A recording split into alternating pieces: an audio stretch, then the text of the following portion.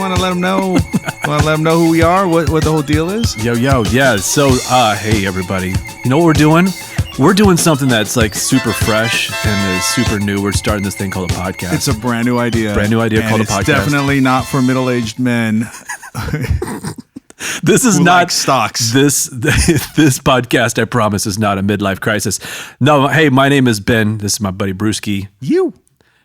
This is Degenerate Capital. This is the very first episode. If we're listening back to this in like 3 years right now, I apologize for how crappy this sounds and for how stupid we are. But here we are. We're making a podcast about money. This is a podcast for people who are stock curious.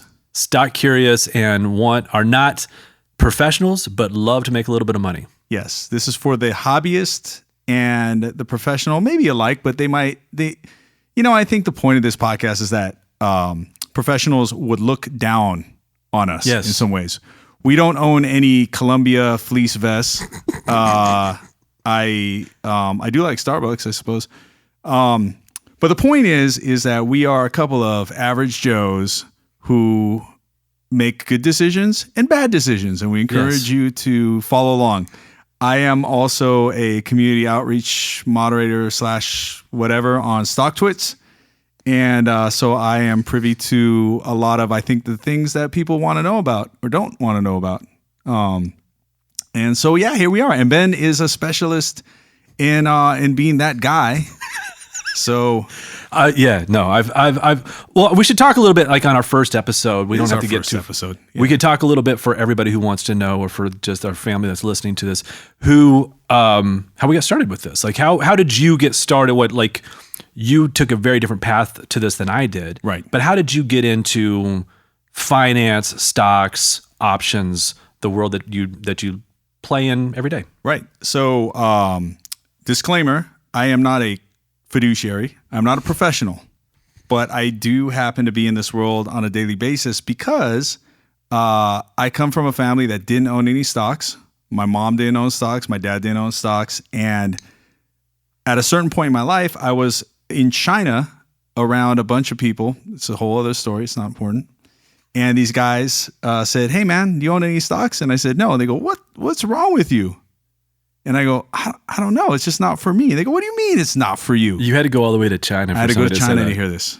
And I said, "Well, look, man, if you guys can agree on a couple of stocks for me to buy when I get home, I will buy them." This was in 2009, at the very edge of the financial collapse. And so they basically, we got drunk and they argued over what stocks I should buy very passionately. And I sat there and thought, man, this people arguing about stocks is fun. This is awesome. I want to be part of this. I want to be part of this. I want to be able to argue drunkenly about John Deere and GE and whatever the other hot stocks were in 2009. I can't even remember. So I came home and I told my wife, I was like, "Hey, look, I think we're going to buy some stocks. We're going to spend $2,000 on something that we use every day." And at that time, we had babies and we were ordering all of our stuff from Amazon. And so I bought a bunch of Amazon stock for $27. And here I am. Most practical stock, though. But I think that not really sexy at the time, It wasn't. No, but I mean, I think that's what I think is so. I think there's a barrier to entry when it comes to playing in stocks that everybody thinks is super high because it's got I've got to have a MBA level amount of knowledge around business. I got to know what their finances are. I got to know what their PE ratios are. I need to know what this yield is. I need to know all these things when really so much of it honestly comes down to just getting in. If you have a passion for it and you understand their business a little bit and you're spending a lot of money on it, right, you just see this business working. Well, and so you put money into it and it was a wise decision. Well, the best thing about it is that I realized listening to those brilliant minds, and these were guys who had been sent to China to study business because the U.S. was just in a complete, they were like Ivy League, MBA, post-grad finance guys. And my takeaway from that encounter was that I am the target. All the market data that these corporations want to glean, all the market data that analysts and hedge funds and everyone wants, they want to know what I'm buying. I know what I'm buying. Yeah. I'm the key to this. And so that really changed my mind. And then, of course, I saw the E-Trade commercial with the baby.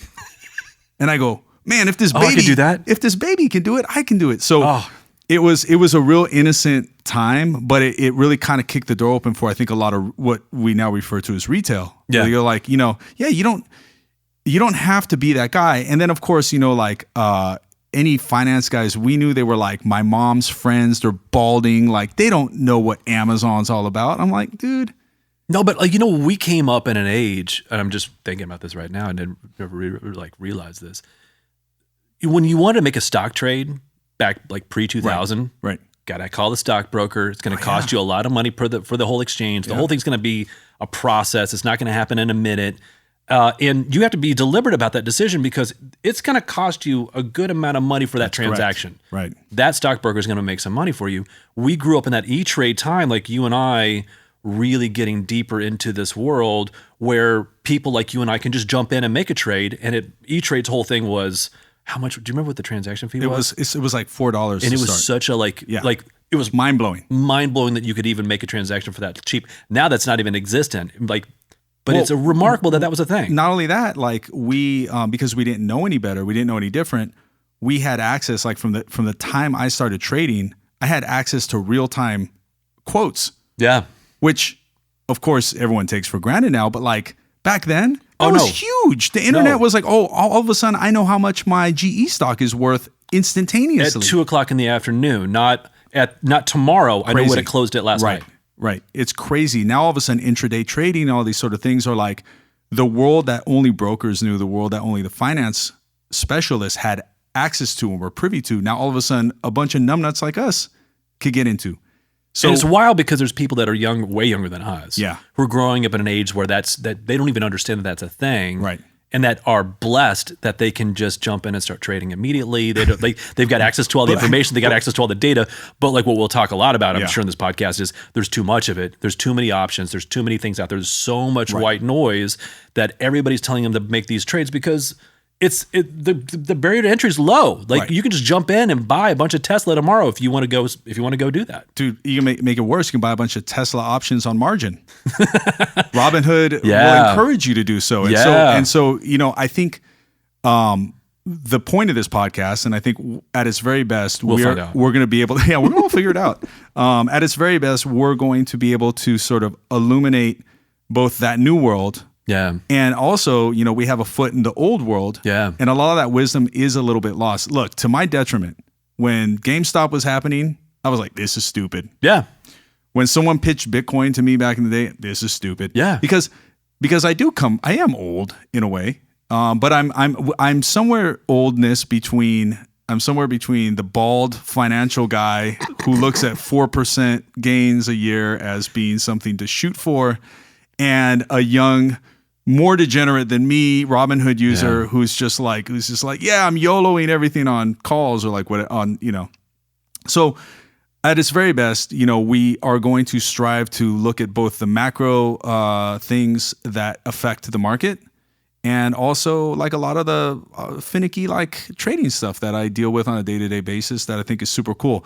I also worked a little bit as a community advisor on the side, just kind of helping younger people navigate what you're talking about, because it is overwhelming, and there's so much options and other things now. There's so many financial products that you can dig a hole for yourself.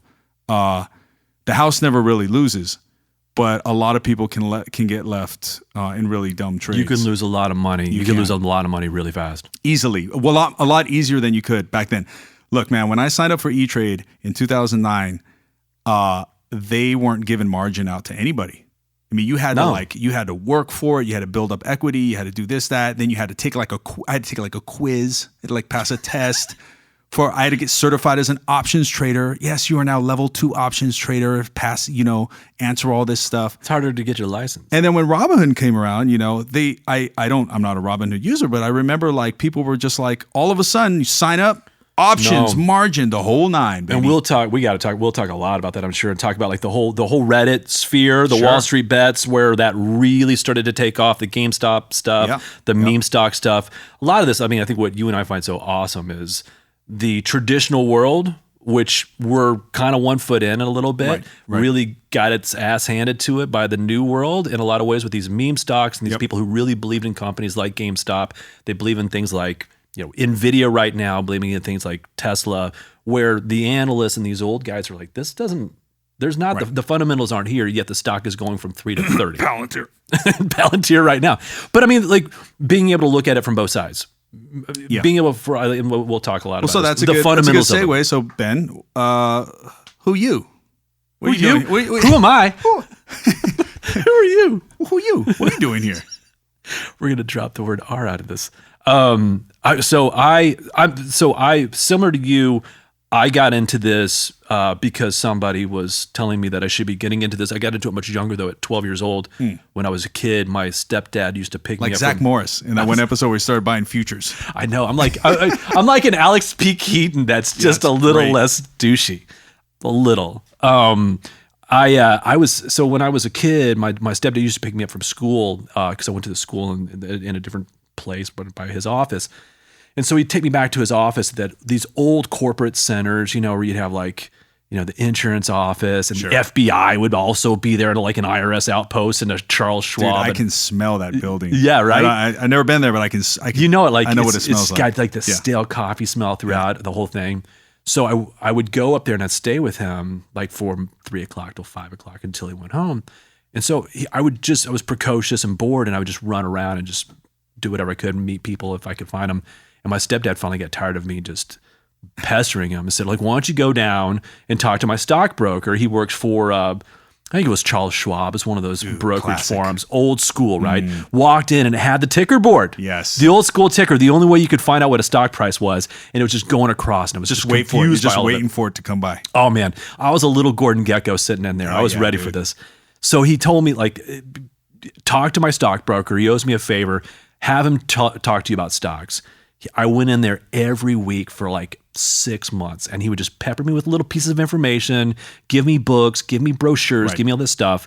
And my stepdad gave me $100 and said, buy whatever stock you want. What'd you buy? But you have to do the research on it. So I bought 3 shares of Texaco. And the reasoning, same as yours with Amazon. Yeah. When my stepdad asked, I said, well, everybody's got to buy gas. Oh yeah.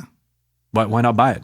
And I still have those 3 shares. I have the paper certificate. That's awesome. Of those 3 shares Are from I was 12 years Are old. they valid still? Like they're legit? Well, it's gotten It's folded into yeah. like 1,000 different other companies. Right. But yeah, they're still very valid.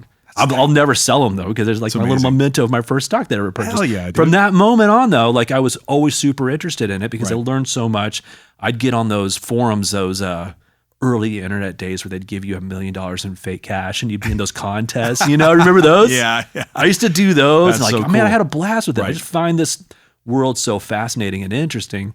And for, I think you and I both, it's just a great way for us to exercise our brains, keep ourselves nimble, keep ourselves aware of what's going on in the world, but also not a big sports person. Right. I'm not going to follow like every sports score and all that stuff to no end, except for the heartache when the Chiefs lose or whatever. Right. If I do this right, this helps me retire early. This helps me get my financial house in order, helps me be able to quit my day job and just be able to do this and have a very comfortable existence. There is a pot of gold at the end of the rainbow. Do you think that mindset, that goal is a holdover from the past? Because when you look at like the Robinhood traders, you look at the younger traders, they're more of a day trading mindset where they're like, I gotta clear this because I want money for the weekend or like whatever. And I've found in talking to young people that it's hard to convince people that the trades you're setting up now, sure, you may shift things around or swing trade or whatever. Yeah. But ultimately, you want to build a nest egg. You want to build wealth. But when you were 25, Yeah, no, it's hard. it's hard, man. Because I know. think also at the same time when I was 25, I would have cashed out of everything and just enjoyed the weekend had it been easy. But back then, It was impossible. it cost me like $30 Sure. for the trade, and I had to call the stockbroker up, and it'd Yeah. take 3 days, and my check would come in a week. Yeah. It wasn't that easy. So I don't know, man. I understand that mentality, and I do know though, like if if you're 25, 26, 27 years old, just getting your start in work and you're Right. starting to plow money into your 401k and maybe investing a little bit on the side, man, if you could stay diligent with it, you'll be retired at 45. Well, you that's just will. yeah. There's just like 99 times out of 100. That's the end game of that. But that diligence is so hard at 27. I get it. I understand completely. The diligence, the patience, Oh. and the discipline, especially when you're managing a portfolio yourself. Yeah. And it takes an enormous amount of discipline, particularly when there's a lot of misinformation. There's a lot of people looking to get you out of your stock that may be valuable. And there's a lot of people willing to give you credit on what you own. So it's very easy to fall into a sort of spiral that's not productive. Totally. So Totally. welcome to Degenerate Capital. Well, you and I both have Accelerate said spiral. Well, you and I both have kids, and we both, we want to impart this wisdom to them in some degree, shape, or form. But for the love of God, I understand that. I understand that part of that impulsiveness. Sure. That you just want to, you want that money. But if you could just muscle through that a little bit, just a little bit, even just putting money into your 401k, which we'll talk a lot about, I'm sure. Right. Well, and the hardest thing too is because, not only do we see the tickers now in real time, we can see people's trades happening in real time. Yeah. And it takes a lot of discipline to stay the course on a Warren Buffett style strategy where you're just like, I'm making, I have compounding interest and I'm blah, blah, blah. And the guy next to you just made 7,000% on options. Yeah. And you're like, I don't want to make 3%. So that's really the difficult thing too, is we have so much information that we're exposed to everyone's, or at least you hear about the best trades. And I think that's, what we'll have to dive into a whole bunch over the next weeks, months, years, is just that balancing between that bright and shiny object of that Right. 7,000% gain that was possible. And that's all can be degenerate capital gambling in the way hey, that five leg parlay paid off for me. I wish I would have done that, when in all actuality, what you're not hearing is the 100 people who lost ton of money. You're hearing about the upside of it when that slow and steady trudge as an underlying base for your finances will always make sure that you have a roof over your head. And the reason that I think the reason why a lot of the younger traders and investors don't respect maybe, what should I say, a more humble trade, is because they don't remember or know that most of these analysts or most of these people who are running hedges, if they're getting 10% over the market, year over year, that's great. That's great. It's pretty successful. Yeah. And they're not losing capital. No. And they're holding on to all their principal. That's a good deal. 10%. That's phenomenal. I mean, and compound that over time. It's great. You're doubling your money in 6 years. Now try to convince a guy that over a whole year. Yeah. Try to convince any member of StockTwits or any person on X who's following any of these financial guys or whatever. Try to convince this person that 10% is a win over a whole year. Dude, convince us. I know it's boring. Well, speaking of though, I mean, while we just to kick things off, what we want to talk about on a normal basis. Sure. What's here we are. It is mid-February. Yes. Earnings season is upon us, and there's Wednesday night. There's a lot of stuff happening, and there's some really fascinating things that you and I were talking about beforehand. What's on your mind? So today we had a lot of. Actually, let me preface this by saying that we have now entered, and this is not a political podcast, but in the way that the erraticness of the administration affects the market, it can be exhausting. Yep. And it can take amazing trades and basically kneecap them for no good reason. Yep. And it can take just really degen stuff and catapult it to the moon. And so, I think there's two things that happened today that are really interesting. One of which, of course, is Palantir was trading today at 125 again, bounced off 125, and what is that? 600. What's the P there? It's remarkable. 650 or something crazy.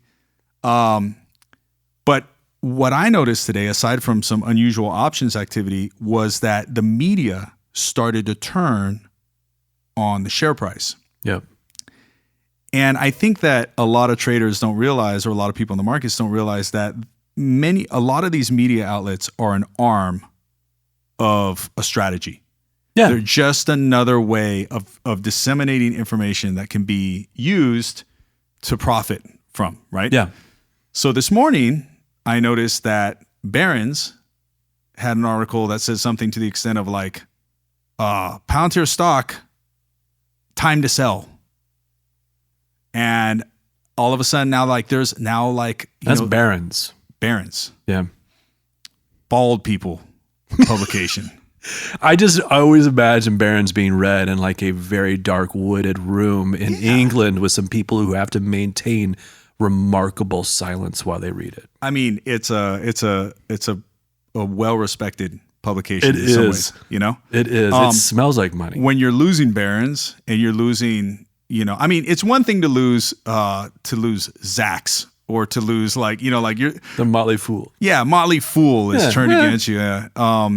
But then you start Degenerate money is turning against then you. you start losing like Morningstar and you start losing analysts or like whatever. But like when you start seeing like Barron's and the Journal and Business Insider and all these these publications that are quick to break news. Yeah. I mean, I remember during the pandemic, Business Insider was not leaking, but they had a leg up on mergers. Like they're like, hey, we just heard this, and the stock would go crazy.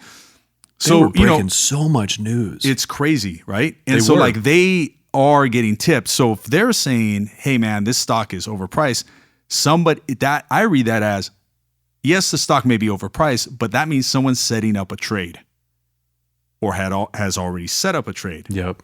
So now I'm looking at the options chains. Oh, lo and behold, someone put like, here comes a bunch of sweeps at $600,000 for puts 2 weeks out. I jumped on that thing. I'm like, I'm in. Next thing you know, it drops 11% for no reason, like 2 hours later. For those that are listening that don't understand what you just said to a full degree. I know it's fine. Yeah. No, it's great. No, it's great because you trade options a lot. I'm not an options trader. You're an options trader. You understand this, but I watch the options chains because it is a great indicator to directionally what could potentially happen. It's like looking into the future. You are really good at this. You are good at setting up trades based off of this. Like, explain a little bit, just for me, like what you saw, why you made that action, and like what the net result was. Sure. Well, and again, we are neither you nor I are professionals. No. Capital P professionals. We are amateurs just trying to learn this. Yeah. And this podcast is an example of us learning. This podcast is basically you, the listener, and Ben and Brewski sitting in a bar, and we're just talking about this stuff. So I want to preface this by saying I may misspeak time to time. Someone who's 100%. A pro might go, hey, that's not exactly how it works. But we're all trying to learn. We're all trying to learn, and I'm mostly speaking from experience, and I will admit when I'm wrong, and I promise the listener that I will highlight trades, both good and bad. Yeah. I'm an open book, man. And so to answer your question, I have noticed, I have a lot of rules. I have like these internal rules for trades. For instance, I don't buy after hours. What a lot of people do. I don't. I won't do it. I will only sell after hours. Why? It just has never worked out for me. Okay. It's almost like a black cat, like a superstition. Yeah. But it's not like based on any type of fundamental. It's just it's never worked out, so I'm just not jumping in there. That's Brewski's rule, number 1. Brewski's rule, number 2. 30% up or 30% down. For some reason, 30% is like this number that keeps coming up. If something goes up 30%, I have to take profit. Okay. I don't know why. It's just an arbitrary thing, but if a stock runs 30%, I'm like, I got to take some off the top or sell it all. No kidding. Likewise, if something drops 30%, I've noticed in the last 12, 15 years of monitoring this stuff, it always gets a little bounce typically. And vice versa, if something runs 30%, it's going to pull 9 back. times out of 10, it's going to pull back the next day. Because somebody else has that exact same mentality. I don't know if maybe when it drops 30, they start buying. Right. I don't know. You have good company probably. And that goes to now what I'm going to say about options, which is if you watch the options chain Yeah. and you start to see activity one way or another, it's an imbalance. That's what you're looking for. You're looking for the imbalance. And when you start to see the scale tip really hard bullish or really hard bearish, might be time to consider it, because if someone's willing to spend $1 million on calls, that should be good enough for me and you spending $1,000 on calls. Right. Now, granted, that's somebody's making an enormous bet. This is like you're going up to the sports bet window at MGM, right? And somebody just put $1 million on the Eagles to win the Super Bowl, or like a very small. A guy who knows Iowa State to win the basketball game tonight. Like that's right. You know something. Yeah, you know looking something at this guy, really and the guy looks like he knows a lot about sports, and you know nothing about sports. You're like, hey, I'm going to listen to him. Putting $1 million on calls in an options chain for a specific amount at a specific amount of time is a really big bet, and they know something. You're not going to put that much money out on the line if you don't know something. And to our earlier point, this is a data point that we have access to now that we didn't have access to even 4 or 5 years ago. So for me to see someone today at 10 a.m. firing puts 2 weeks out at Palantir, I'm like, what's going on, man? Right. And Barron's turning on him too. There's a strong tide going against it. Someone always knows something, and those people don't buy commons. They do not buy shares. Yeah. Insider information rears its head through options. Yep. I believe that. I could be wrong, but there is a high history of people making a lot of money on options when they have information. Or at the very least, somebody who's seeing something in the fundamentals or in the way it's being traded that just know. Yes. There's something in there. Somebody has a piece of knowledge that we don't have yet. Absolutely. And I've missed out. I mean, dude, could you imagine being the guy during the GameStop squeeze who basically was like, commons are great, but what if I'm buying calls here? Someone did, and it happened. And that's I'm sure a lot of people did. Yeah, but I think it's a lot of it's pros.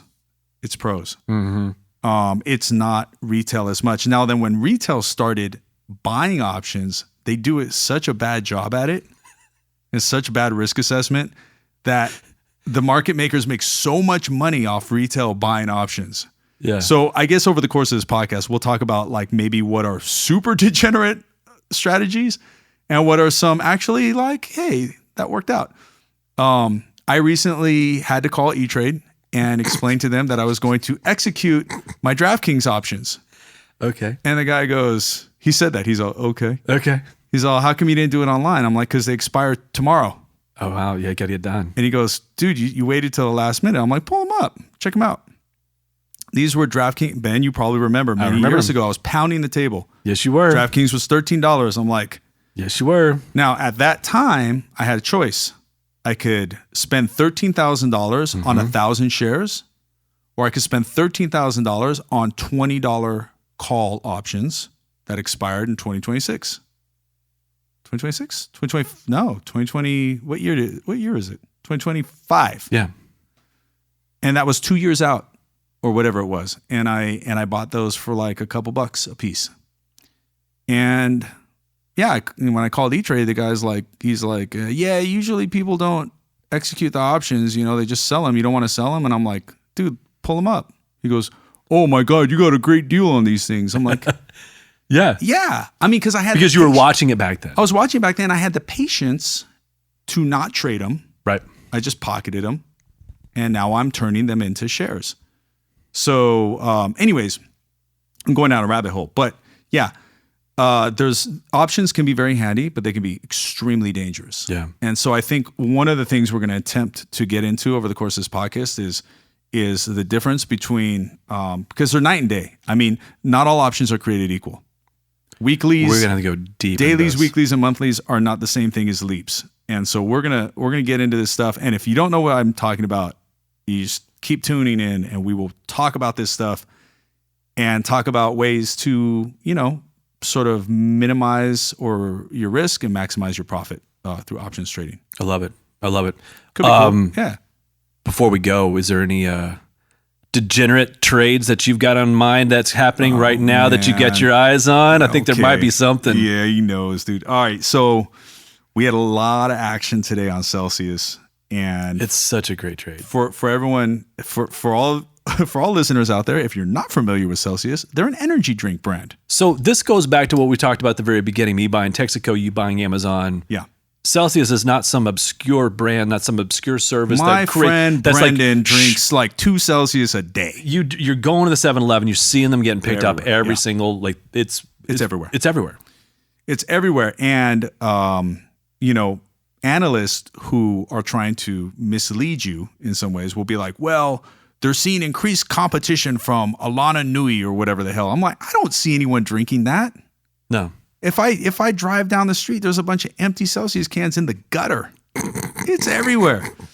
Also, I am old enough. This is definitely not a advertisement for Celsius. Not an advertisement for Celsius. Your can will be in the gutter. I'm old enough to know that Red Bull it's all just caffeinated sugar water in a can. Yeah. It's not like they're mining lithium. No, you know what I mean? It's like no, but it's not a finite resource. But you know what? You know what everybody loves? Caffeine in a can. Caffeine and sugar in a can. Oh, and it'll make you skinny. It's a little healthier too. Yeah. It's not the worst idea. No. Trade wise. No, and like you said, you were looking at it. You were looking at its fundamentals. You saw that it dropped down to it got remarkably low level. Yeah. For no reason really, except for some news, but like its fundamentals were strong. Its PE is really strong. Its revenue guidance has been strong. Yeah. It didn't deserve to be down where it was. And so for you to have it on your radar is a testament to like everybody's saying no to this thing, but they're not looking at it for what it really is. Well, don't count me out yet. Yeah, but don't count me in yet because these things become very fluid and they can move very fast. But that's where the option chain becomes important. Because then you go, okay, something's not right here. Let's watch the options. And so when you start watching the options, that's when you can start getting tipped off which way it's going. Yep. And in this case, I was watching an absolute boatload of calls firing through. Yep. Now, I'm not talking like 20,000 or 30,000. I'm talking hundreds and hundreds of thousands of dollars of calls getting placed with like a 2-week expiration. Mm-hmm. Which means someone is betting a lot of money, millions of dollars, that this is going to change within the next 2 weeks, if not sooner. So that's kind of the call to action there. And thus far, it looks like it's turning around. But we'll revisit this next week. I am long Celsius right now in both commons and calls, but, could lose money. But I think it's one of those things like where you're making a bet on a business that has strong fundamentals, and that if you end up upside down on this, like you don't make a lot of money on it this week, you're sitting holding a bunch of stock for a company that actually it makes money, it makes a good product, it has value to it. You're not going to go to zero. The chances of you going to zero are very low. Will you lose 10% and it take you a few months to get that 10% back? Maybe. The commons, that could happen. The commons will hold their value. Yeah. The options could. That's where you could buy a good security, a good stock, and still lose money if you don't do it right. Yep. But with the long-term expiration that you have. So for me, I did a much longer-term expiration. I'm buying 2026, 2027 calls, basically gambling that it's going to be worth more than $25 or $30 a year and a half or 2 years from now. It could not happen, but I feel like it's a better bet now than it was at $90 or at $70. At $25, I'm like all day. Yep. And so those people that are willing to wait it out and think about this logically and not try to get the quick buck, not try and be like, hey, I'm going to buy the 2-week expiration. That is how you could lose money on a good trade. It's, I think, better to just shoot for a 40 or 50% gain over the course of a year. Exactly. Works for me. Exactly. It's a great, small little unknown company. People aren't paying attention to it. People are kneecapping it. Start digging in. It's like it's a good start to buy off of fundamentals. Like the trade that I've been constantly playing with over the past 3 weeks is probably going to come back and bite me in the ass, but it's a different thing. It's not based off of the fundamentals. It's based on news, which is a whole other thing. The whole TikTok debacle that we're going through right now. and Snapchat, Right. Google, and Meta, I think all standing to win really well once we get to this point here in April 5th, I think it is, when TikTok is not allowed to be out there anymore. There's an instance where the volatility of the Trump administration keeps screwing up your trade. It screws up absolutely everything because he says that he can do these things. But then I'm like, I read the law and we go through the whole process. No, like, you can't. Oh, he actually can't. The Supreme Court said that this is upheld. He can't overturn that. But still, the volatility that's happening just because of one tweet, one post on DJT, it can completely screw up everything. But same thing. Like it's a bet on news and bet on a future, but at the same time, what we were talking about earlier, like buying Google and having Google as a stock, you'll lose a few percentage points here and there, but over the long term, it's not a company that I'm worried is going to go out of business tomorrow. I think it consistently makes a lot of money. Its PE ratio is relatively low. Yeah, they're doing great strides in AI. They get their foot in the future. Fine with it over the long term, but I might not make a ton of money off of it if the trade doesn't work out the way I want to. I'm going to be stuck kind of sitting at like a moderate percentage for some time because that money's just sitting there waiting. Does that bother you? Of course it does. Of course it does. I want to be gambling. I want that money. Give me the money back, man. I want to. Yeah, you jump in that Celsius trade with me. So that's exactly. That's what I have to like. That's the tendencies that I think we all have, even when we were 25 and when I'm now in my late 40s, is to like, all right, I'm going to bail out of this. I'm going to cut fish and I want to jump into something else. And the second I do that, the second I do that, 7% run. I mean, I think 7%. I think it's most my people, stock trade. Most people in the market will tell you that the second they sell something, it always goes up. You have your Brewski's rules. That's my one rule. Your rule. The second I sell it, it's going to take off. The only time that didn't happen, I've been on like a handful of trades over the last 2 years that has not happened, and all probably 20 handfuls that have. I'm really good at selling something to buy something else that seems low. I buy that, it keeps dropping, and the thing I sold keeps ripping. So this is the part of the disclosure where we remind you that we are amateurs, and what we're telling you is our own adventure in this world. Do not use don't use us as your financial guideline. Yeah, dear listener, here's the thing you got to know about me and Ben, and this is where the honesty and the transparency I think is important. Yeah. Because when I got into trading and when I really got into stock twits and all this other stuff, there's so much misinformation. There's so many people who will tell you what they think you want to hear or what's going to help their trade. And at the very best, this podcast will always, to the best of our ability, level with you as to where we stand. If we're saying we believe in something, it's because we believe in it. If we don't believe in it, it's because we don't believe in it. Promise. That's a promise. That's a Brewski promise right there. That's a Brewski and Ben promise. Take that one to E-Trade. But like that, to circle all the way back, that first thing I learned about finance, about the stock market, it still is the thing that I should be following more. It's the thing that has paid off the most. Yeah. I'll give you an example. And the impatience kills me too. Let me give you an example. I, like you, am on social media. I'm on Instagram and this whole thing and whatever. And I started getting ads for hymns. Oh, yeah. Yeah. Because I'm losing my hair or I don't know, my Johnson doesn't work. I don't know why. You're just Why did they target me? You're just of an age where we know we can sell you a pill for something. This was many years ago, right? Yeah. And I remember going on Stock Twits and other places like, hey man, like this, they have really good outreach because like I'm getting Instagram ads. Like this was like 3 years ago. The stock was trading under $10, and I'm like, man, I think this. I mean, this seems people need Rogaine. People want to do it anonymously. They don't want to go to the doctor. They don't want to go to their doctor. They want to just like and have it delivered. They want the Viagra to show up out in a Hims box, like not like dude. I love this business model. I agree with you. I think it's super smart. And they're doing great. So I bought calls a couple years out, like whatever. I was like, this is great. And man, lo and behold, that thing started to go a little bit, and so I sold them. That was stupid. Wait, did it get to 30% though? Yeah, I got my 30%. Okay. So I guess I can't complain. See, you followed your own rule. But I did. but then it kept going. And then I started watching it again because it got to like 24 or 25. And I'm like, damn, man, I can't believe I sold those. I want back in. And then the Gaza thing happened. Oh yeah. And then the CEO of Hims like had an opinion. Oh, I don't even remember what it was. Regardless. Not even important. But he stated his opinion publicly. Stuck his head out there. On Palestine.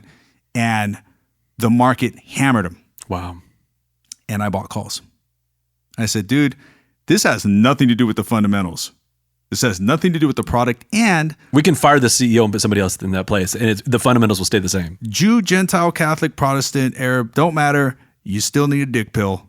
And everyone's all, we're boycotting. I'm like, yeah, right. You're not gonna skip the Rogaine because of your stance on Palestine. Right. Like, it's not happening. I don't believe you. This is where everybody comes together. So that's when I bought the calls again. And I wrote them up another 20, 30%. I'm like, yeah. I did a little E-Trade baby thing. I'm like, yeah. Yes. And today it hit $75. No and those kidding. calls would have been, I probably would have made like $200,000 or $300,000. Good.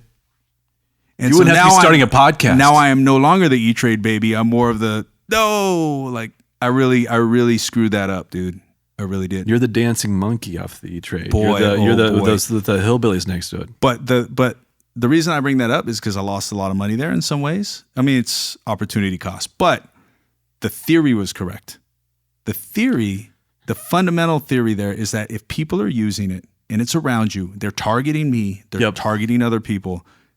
If I see my kids' friends drinking Celsius, if I see my boy Brendan buying it by the case, if I go on Amazon and it's the number one selling grocery item on Amazon, there's a case to be made there that it's a good investment. I think we should do that. It's that simple. I think we should do that. I think we should you and I bring to this podcast as many times as possible something that we see out in the world, and we just do a little research on it and see where it's at and say whether or not we would want to buy it. It has to be tangible. It has to be something we see, something like it can't be like an idea, like it can't be like a company that's got an idea that doesn't exist yet, or doesn't matter. Soap.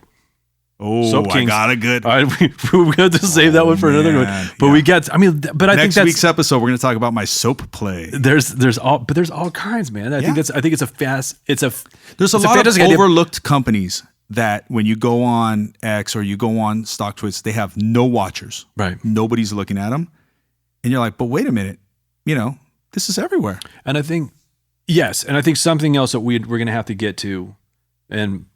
As we move forward with this, and we'll figure out our social, and we'll figure out email, we'll figure out like joining our podcast is now. We've got nothing right now. This is brand new, but also like and subscribe to your 30% conversation. Your rule. Yeah.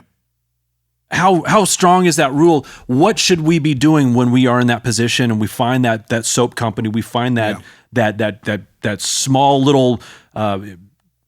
Fast food restaurant that just has 10 chains that's about to explode that we want to start investing in.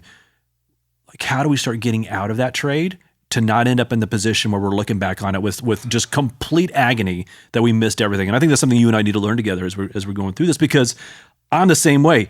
It makes a little run. Rigetti as an example. Yeah. I bottled that. Yeah. Mom spaghetti, but I bailed out of that. Bailed out of it and left a little bit on the table, and that little went all the way up. Right. And I was just sitting there just, oh my God, I was so angry. Right. I wasn't watching the fundamentals of the move. I was just trying to take money off the table to not be greedy. Probably could have done a better job, made more money. Well, I think, if you're going to live to trade another day, the first Brewski's rule number 7, you have to be okay.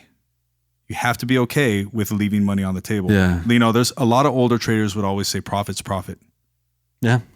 And it really is. I mean, it's only greed that gets in the way of not being happy with 30% or more than 30%. And that's the thing. And point, maybe that's like, it. well, how much is enough for you there, buddy? Maybe that's it. How much did you need?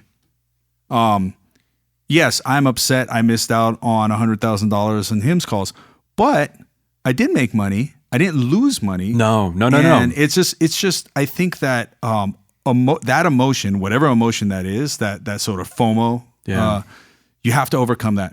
You have to be, if you're going to manage your portfolio, and I say that old school style, like speaking long term, the best thing you can do is dust yourself off when you take an L and make sure you take profit and don't get emotional about trade. And the best thing about this advice is this is literally us telling this in the mirror. Like this is not, this is so like, I can go back and listen to it. Yes, exactly. This is for us. I mean, like it makes so much sense, but honestly, it's just a reminder of it, just the consistently and how hard it is. And I think that's, hey, look, man, if we're going to try to do anything, let's be real about like what it's like doing this, the heartache that comes with watching those gains that just happened after you sold it, you selling it and watching it take off, you buying it too early and watching it drop.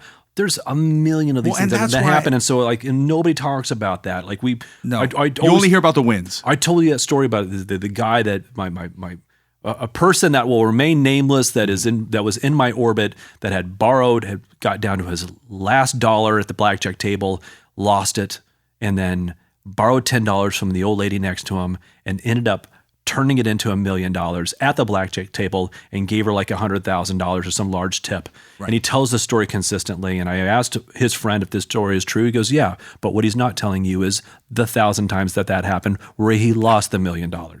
It's happened. You only hear the time at the win. Of course. We'll tell you about the 999,000 other times. We have so many episodes, and I have so many L's I can share with you guys. And as a learning curve, you know, I am an open book. I am more than happy to talk about money I've lost in its entirety. I'm not talking about just like I went down. Yeah. I mean, I'm talking about like I lost all of your money. It's gone. This is the part of the podcast where we hope that our wives aren't listening. You know, but for the same reason that E-Trade was smart back in the day, not to give people margin right away. Margins really, it takes an enormous amount of discipline as an investor to have access to $100,000 to not jump into every dumbass trade that comes across, StockTwits or whatever. Like you're watching StockTwits, you're like, oh my God, this thing's up 30%. I'm jumping in or whatever. Yeah. Or 130%. When you have access to infinite money, like a lot of traders do through margin and credit and other ways, like it does take a lot of discipline. And so we're going to work on that, guys. We'll talk about it. We'll fix you.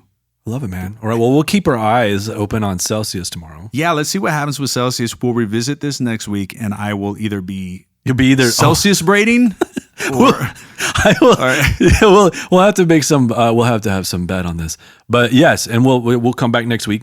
Then we'll determine if we can't start making some little podcasts in between as things happen to keep people updated. Yeah, man. We'll keep an eye out for the trades. And this isn't going to be like Mad Money, like with Kramer, where people suggest, what about this? Because even he is a tool of the hedges. Yeah, and he's an entertainer. Yeah. But if I could just get that board though, or just the buy, that's Jim. If you're listening. Jim, we'll have you on the show. We're young podcasters trying to make it in the finance world. If you could just we have no subscribers. Send us over one of those soundboards, it would really make things. Side note. Yeah. Many years ago, I read his book and it was actually really good. But the irony is when I see what he says on TV, it like goes against a lot of the things he said in his book. It's funny. He's a gregarious entertainer. I actually met him once. Yeah. And in a business capacity, and the dude was very chill, and we talked about stocks, and him and I had a very long conversation about one of the places that I was working at, the stocks. Right. He was super intelligent, talked about like his belief in it, told me where the stock price should be.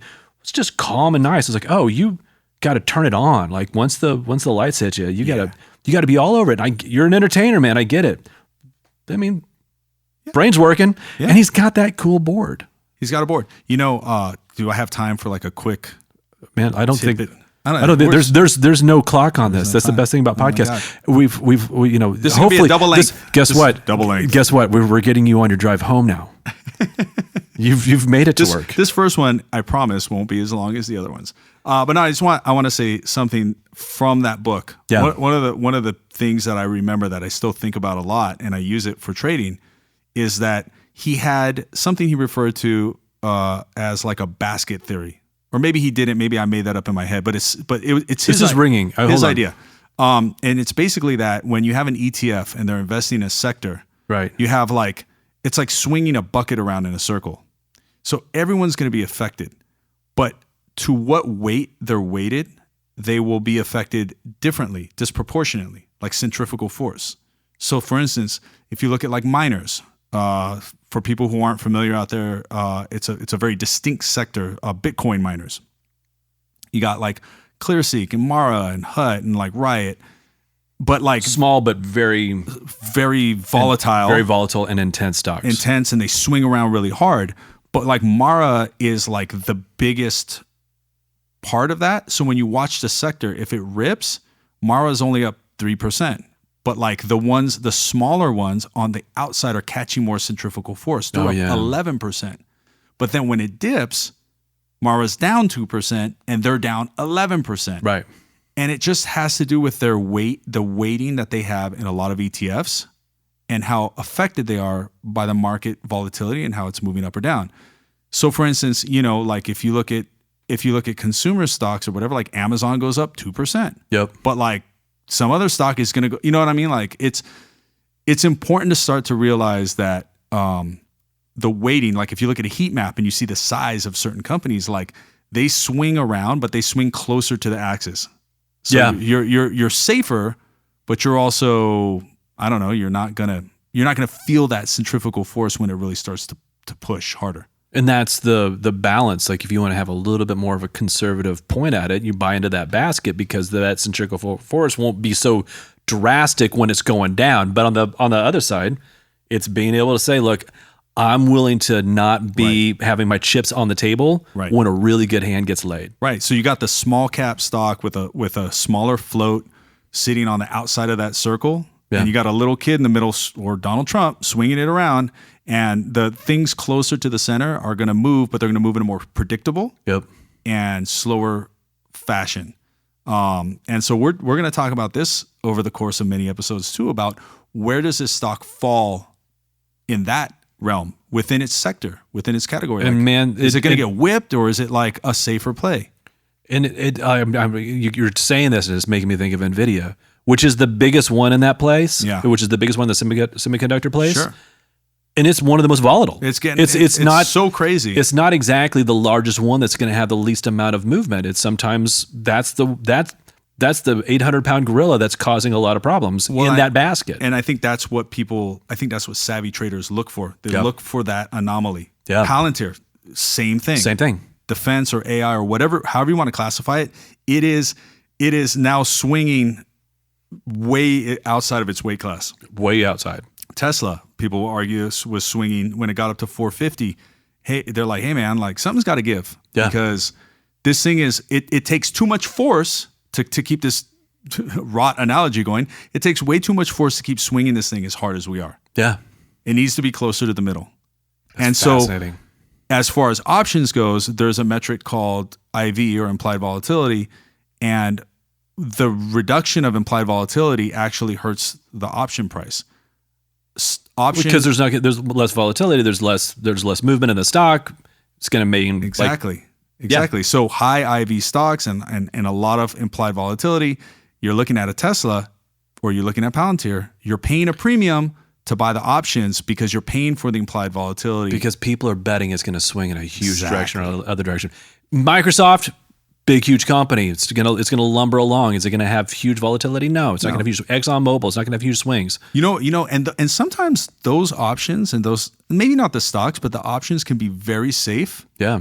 But like, as long as the stock moves consistently in a direction, very profitable. Absolutely. Disney was a great options play for me. Target was a great options play. The Target, when Target was getting hit. Thanksgiving. Thanksgiving. People are boycotting Target because they make underwear that, whatever stupid reason. It wasn't based on fundamentals. It was based on some silliness. Yeah. Easy, man. I like that. So we're going to get into it, dude. I love it, man. Well, this has been fun. Well, I hope that everyone else comes back for the next episode. I hope so. Well, we'll be here. It doesn't matter. If nothing else, it's just a chance for us to sit and shoot the shit about this. Sure. We can look back on it and laugh. No. Look how oh my gosh. What we'll do is we'll look back on this and go, remember when we were saying that about Palantir? We wish we would have bought all of it because now it's a $10,000. Everything we talk about should have bought and kept. It'll be hymns all over again for me. For everything. But now we'll have it documented. Yeah, and I'll just have a bunch of free cases of Celsius. Hell yeah. Jeez. I'm popping one for our next episode. Me too. I love it, man. Hey, Celsius, if you're out there. Hey, holler. Holler at I don't us. know where, but we'll find a place for you to holler. We got some ad revenue for you. Exactly. All right, man. Good chatting with you. Good talking chatting to you, stocks. Thanks for listening to us. We'll be back next week. And forgive us for our first episode, learning how to do this. But I hope you guys enjoyed it as much as we did. We had a good time talking. Yeah, stay safe out there. Right on. Peace. The information provided in this podcast is for informational and entertainment purposes only and should not be considered financial, investment, tax, or legal advice. We are not licensed financial advisors, and our opinions expressed are our own. Investing involves risk, and you should conduct your research or consult a professional before making any financial decisions. This podcast may include discussions of stocks or investments that we personally own or have interest in, and we will disclose those positions when relevant. Any mentions of specific stocks, companies, or investment strategies is not a recommendation to buy or sell. Furthermore, this podcast does not guarantee the accuracy, completeness, or timeliness of any information presented. Markets fluctuate, and past performance is not indicative of future results. Listeners are responsible for their own investment decisions. By listening to this podcast, you acknowledge and agree we are not liable for any investment decisions you make based on the information provided. Always do your own due diligence and consult with professionals before making financial choices.